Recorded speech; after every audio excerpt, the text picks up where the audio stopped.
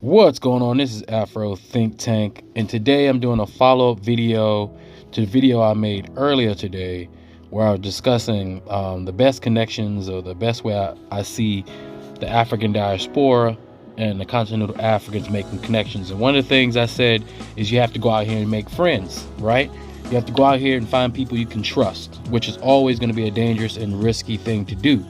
But one of my subscribers asked that I make a follow-up video and try to, give a few pointers on how you should go about basically doing that. Now, disclaimer before I go off, I wrote a few things down. This is definitely not all of it.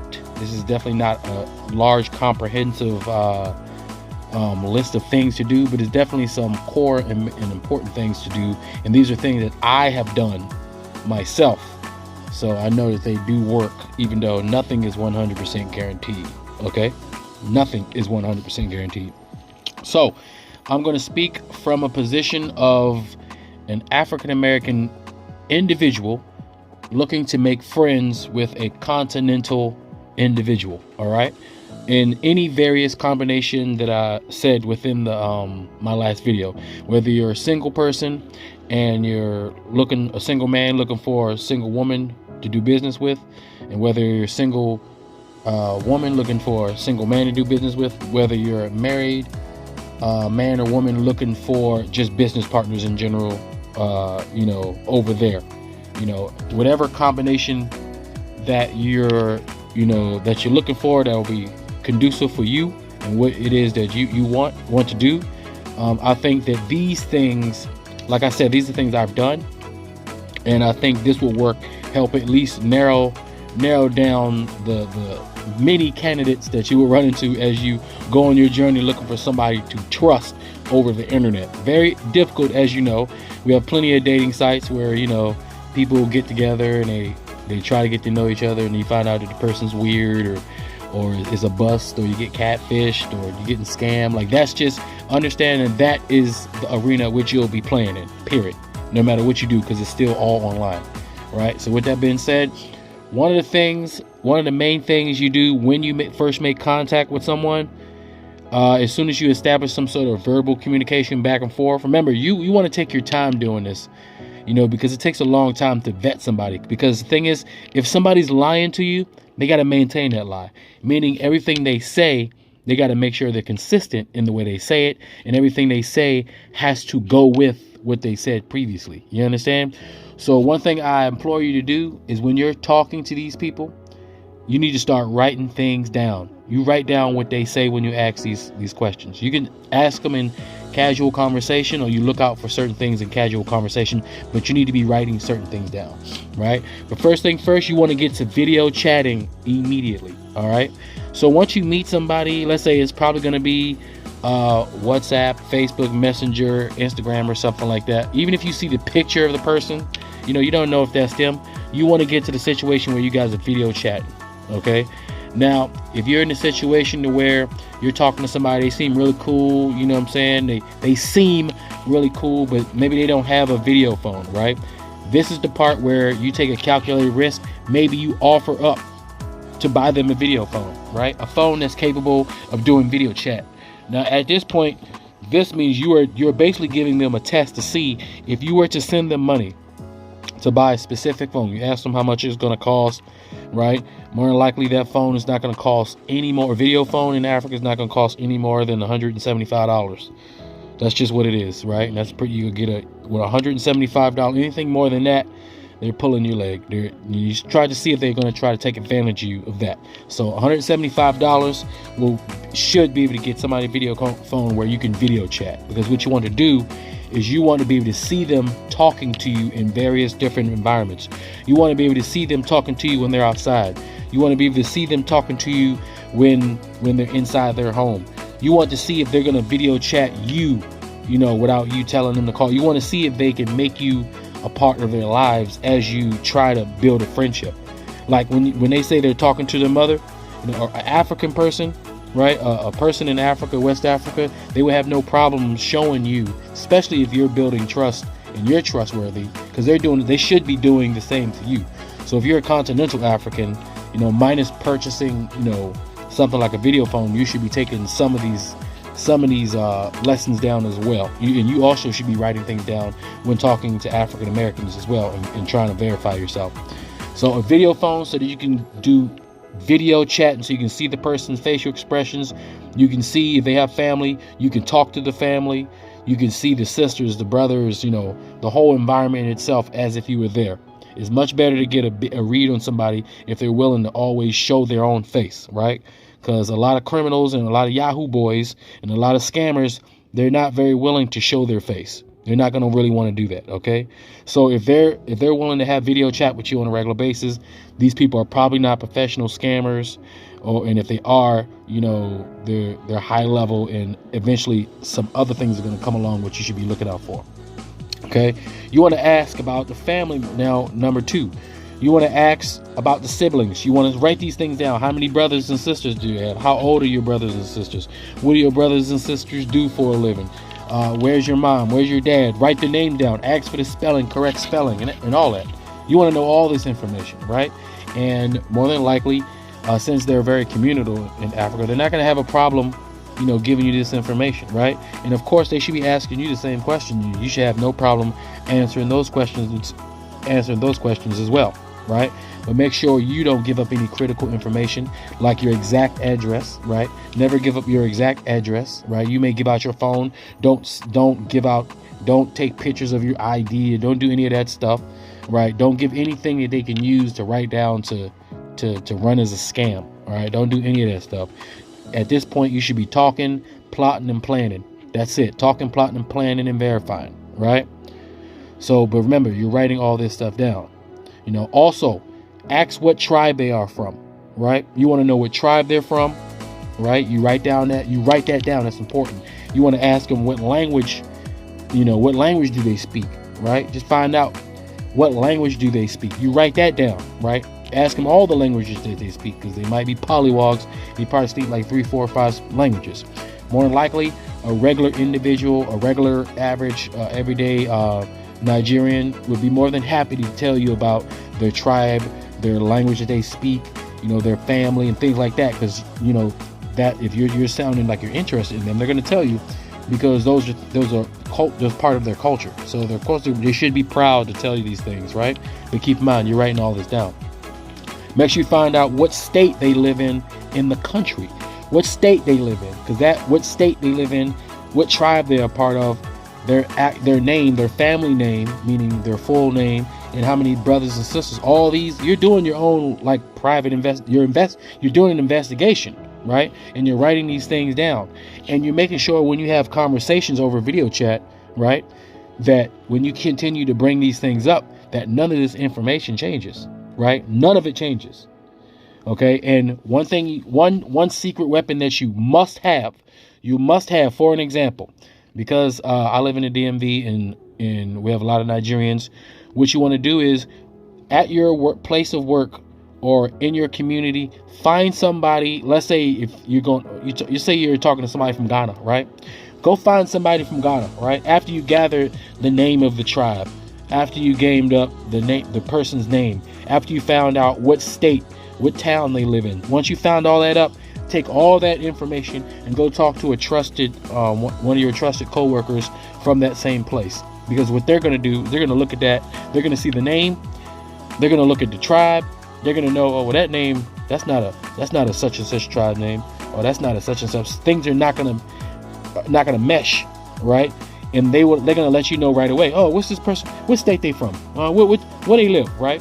So once you know where they live, once you know what tribe they are and what language they speak and their names, let your counterpart, your homeboy, your homegirl, whoever here, let them verify all that information to see if that is something that's correct. If the name, the tribe, and the state and location they live in meshes with where those people are in the country, all right?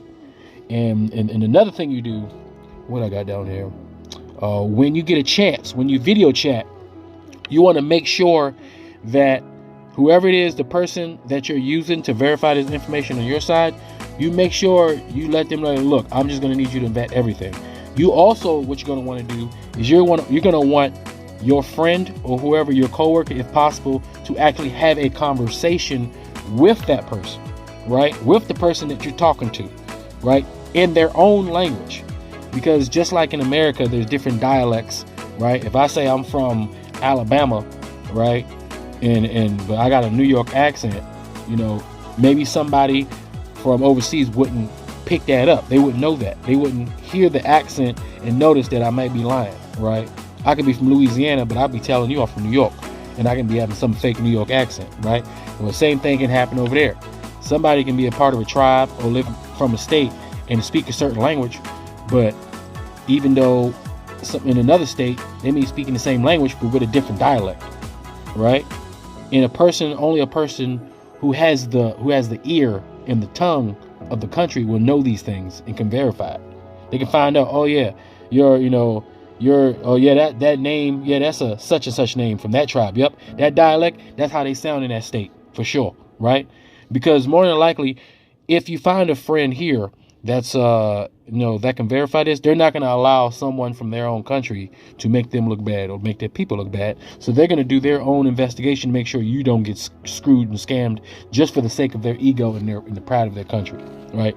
That is serious, right? And then when you put your friend or your coworker, whoever you're using to verify this information, when you put them on the phone with the individual that you're vetting, that lets that individual know that you're not naive, that you know people from that country, that you're more aware of the culture than that person may be aware of, right? Now, if that person's a scammer and they know that you have somebody who speaks their language, that's from their tribe, or know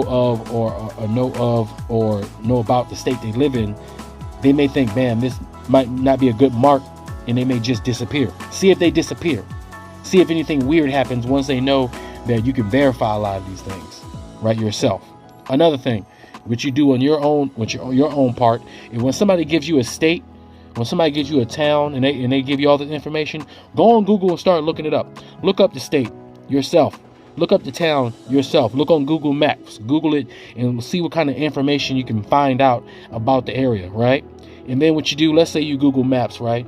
And because you shouldn't ask, and they shouldn't give you their direct address immediately, because you wouldn't give up your direct address immediately as well. So you wouldn't do that. But if they give you a general location, you can find out shops and stores and institutions and businesses around the area in which they say they live, right? And then within your future conversations, you can start bringing these places up to see if they're familiar with these areas, right? And that also let them know that you're more familiar with the area that they live in, or that they say they live in, than they previously thought, right? So if they're scammers, they're like, man, this person might not, if they're really scammers, they're going to disappear at this point, because you're not an easy mark. You're not stupid. You're not just falling for it, right? So keep that in mind. You want to make yourself look as knowledgeable as possible about their own country, their own state, and their own town. So you just Google it. That's all you got to do. Another thing you have to look out for, some of them play the long game, right? So you may be video chatting with them. You'll see the mom, you'll see the family. They may do all of that, right? And then what's going to happen is, once they get real comfortable with you, all of a sudden there's going to be things that starts to pop up. Never-ending tragedies. It starts with one favor, where they need some money. Then it starts with another one. Then they need some money. Then it starts with another one, and it never stops. There's always some sob story that why they need you specifically to send money, because if without you, everything's going to go to hell in a handbag. You want to look out for that story. That's the story you want to look out for.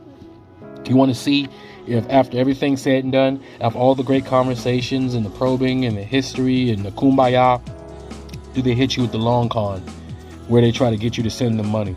And usually it'll be smaller sums of money at the beginning, just to test to see if you're going to do it, right? Now, if you already sent them money for a cell phone, let's say you did do that because they didn't have one, they're going to know you're willing to actually do it. And that also helps vet you, just in case they're vetting you, because if you send them something, that does indicate that you're serious, right? That you're not a Yahoo or a scammer, because the scammer is the one that's trying to receive the money. They're usually not the one passing it out, right? Because they should be doing their investigation on you too. But when it comes to their family, usually it's going to be something in the hospital. It's going to be something very, by American scam standards, it will be very elementary, right? So look for the the basic simple stuff. Oh, my mom got hurt, or she's sick and she's in the hospital, and the doctor said we need this much money, and if this doesn't happen, this is going to happen. Or my sister, oh, this and that. And so, some sob story that just comes out of nowhere to where you are the hero and they're trying to get you to send them money. You want to look out for that. If you get to that, that's a red flag. Because the thing is, you're not in the business to be a philanthropist. You're in the business to make a partner, right? And until you meet these people in real life, you don't start doing stuff like that. As much as they pull on your heartstrings, as much as you're empathetic towards people who are suffering, as much as it possibly could be true, what you don't do is you don't give into that. You make your own, I can't do it, it's hard times. You hit them back with the same sob story that you don't got it, right? And see if they disappear, right? So once they try to hit you a couple times, with some sort of sob story that seems to come back to back to back to back, and you don't capitulate, if they're scammers, they're going to disappear. If they're not scammers, they're going to understand, and they're going to continue on with the relationship, right, that you have. Okay, so and keep in mind, by doing all this, it is not a 100% guarantee that you're not being scammed, because there are some guys, there are some used car salesmen out here who can sell salt to a snail. Okay, they are good at it. But the only thing you can do is, the best thing you can do is do as much investigation as possible and corroborate all the information and try to verify it through somebody who is from that area to see if what these people are saying is true. Okay, now let's say that you did that. Let's say you video chat them all the time. You see them out and about during their daily business. They're showing you, you're seeing their friends, you're seeing their family.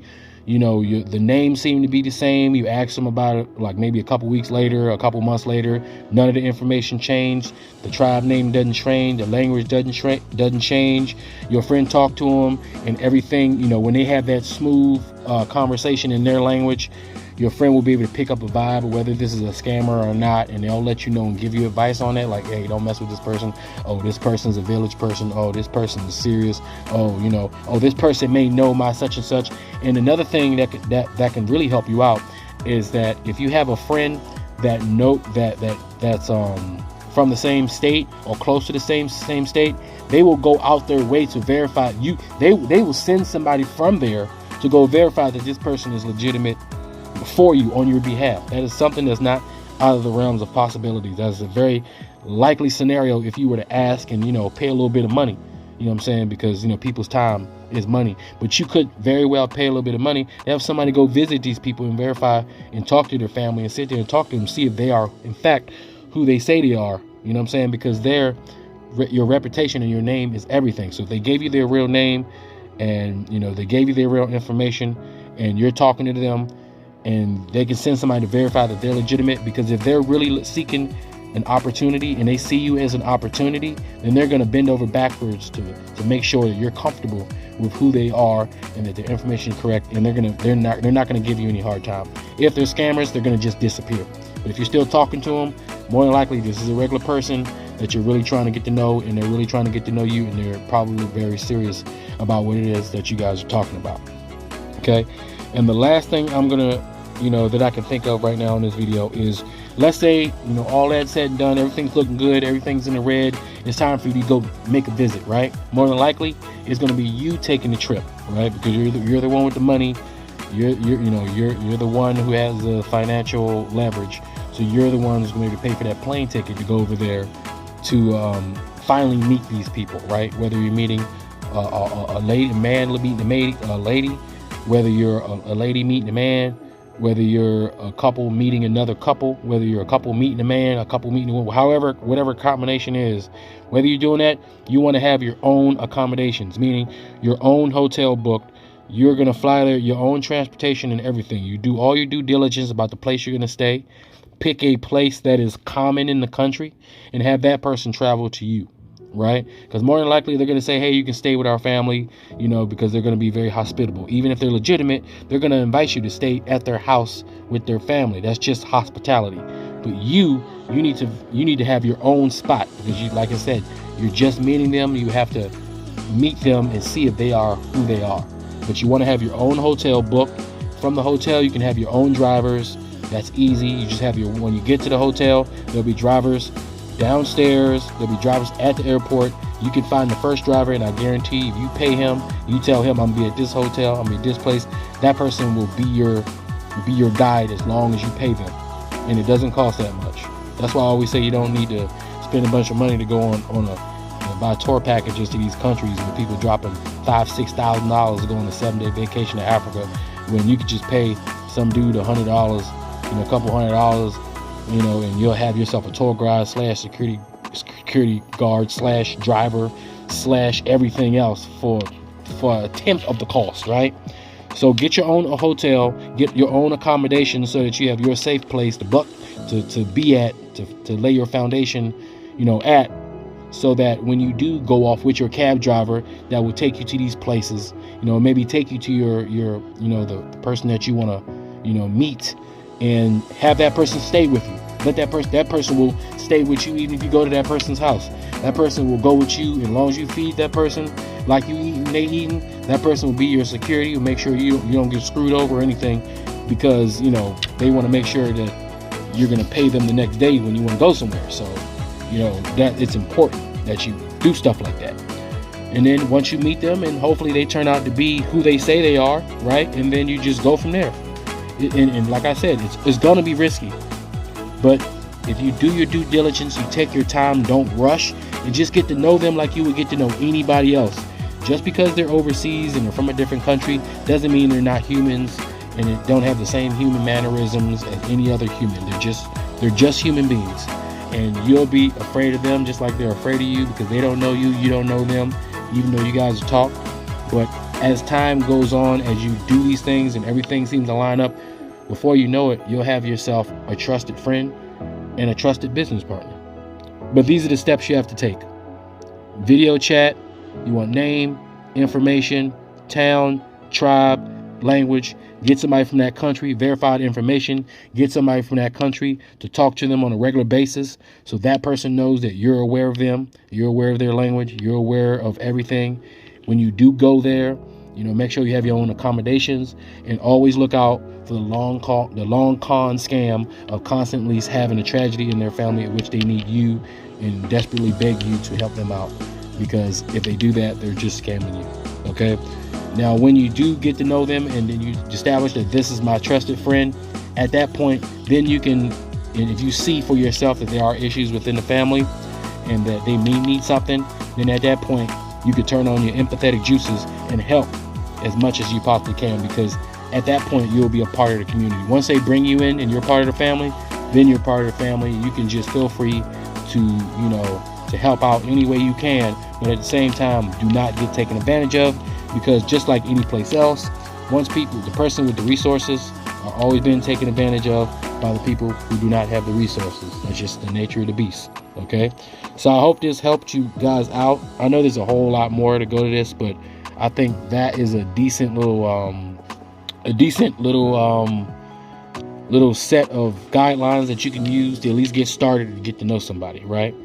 So with all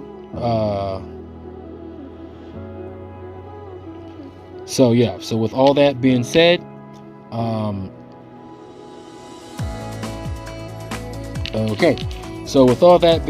I hope this helped you guys out. And if you have any other suggestions on what you can do to vet somebody that you don't know on the internet, please put it in the comment section. And if you like this type of these type of conversations, and you like to brainstorm more about these, just put your suggestions in the comment section, and I will look over them, and I'll be making videos on those things. Anything you guys want to know, just let me know. I'll do my best to get that information. If I don't know, I'm gonna find out, and then I'll let you know. Okay, so that's all I got to say for now, guys. This is Afro Think Tank. Learn something, teach something. I'm out.